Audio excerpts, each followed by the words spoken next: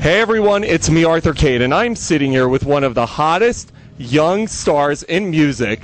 How cool is it that you are the youngest star in the history of music to have a #1 single with Leave, and you're coming out with your first album in 5 years with Interscope. I'm here with JoJo. Hey, it's crazy. I can't believe, all that I've already accomplished, but there's so much more for me to do. So I'm just thrilled. I feel like a new artist, but I've done this a few times before. This is your third album, and as I'd mentioned, it's going to be on Interscope, your first album with Interscope, the label of labels. U2, Eminem, Gaga, now JoJo.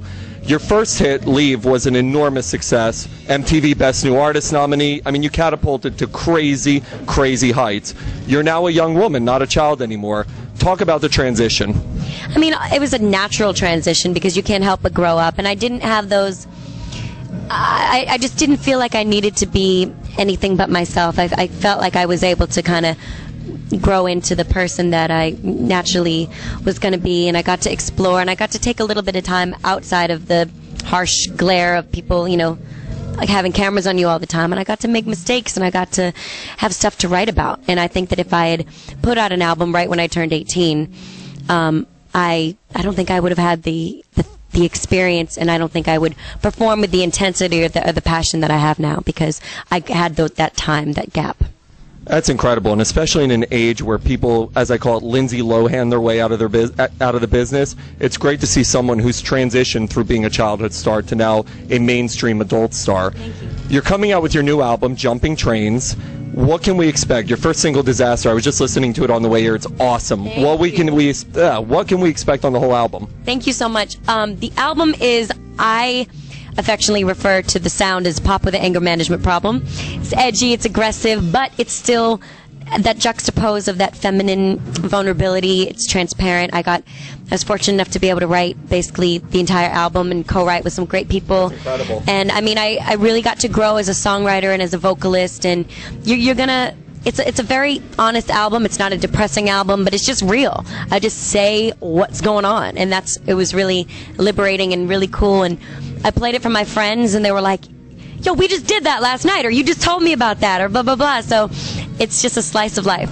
Now, speaking of last night, you're a Boston girl. Yeah. I don't know if I can continue this interview. Red Sox fan, probably. You just played Boston last night, your hometown. Talk to me about that experience. It was an amazing experience. A lot of my friends and family were there. And, it was our first show, so we kicked it off. And Joe said he had a great time. Jay Sean said the energy was amazing. And for me, the energy was really great. And I just, it was so fun to be at the House of Blues and to feel the energy of my people. And, it's a homecoming. It was really cool. Now, you're a multi-platinum artist yourself, but you're also now touring. You mentioned Jay Sean, Joe Jonas. Talk about what it's like touring with two iconic figures. I mean, Jay Sean's lighting it up on Cash Money, and Joe Jonas, Jonas Brothers, it doesn't get any bigger. What's it like being on tour right now with them? Well, this is only the second tour date, so there's still time to go downhill. No, I'm just kidding. It's such a pleasure.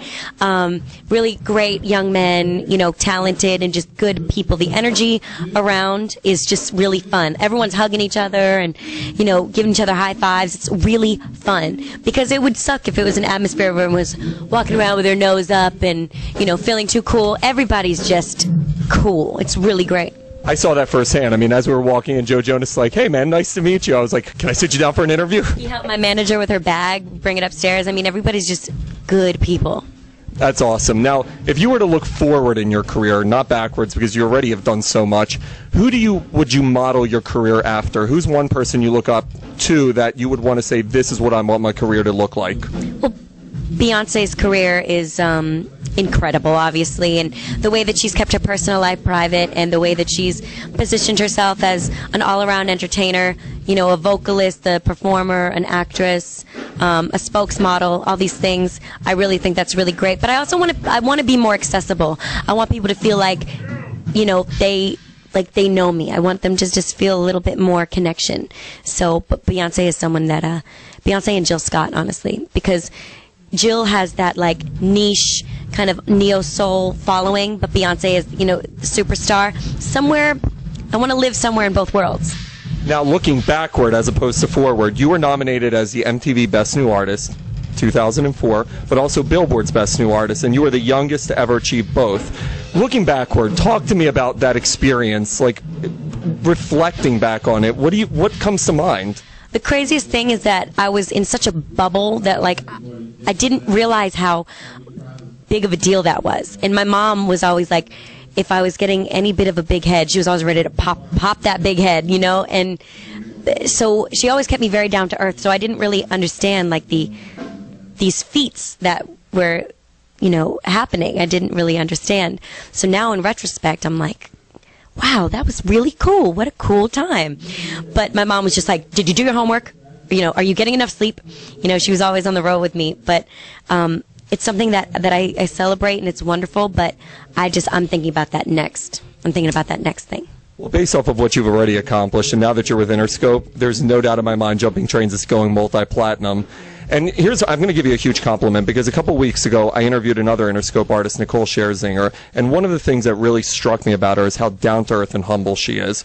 And I get that same vibe just from our experiences together. So I'll be cheering for you on the sideline. So everybody, you got to go get Jumping Trains by Disaster on iTunes. She wrote the whole album, for God's sakes. Yeah, so please support it. You're not part of Kade Nation, and you got to do Kade Out with me on 3. Right. So on 3, 1, 2, 3, Kade out!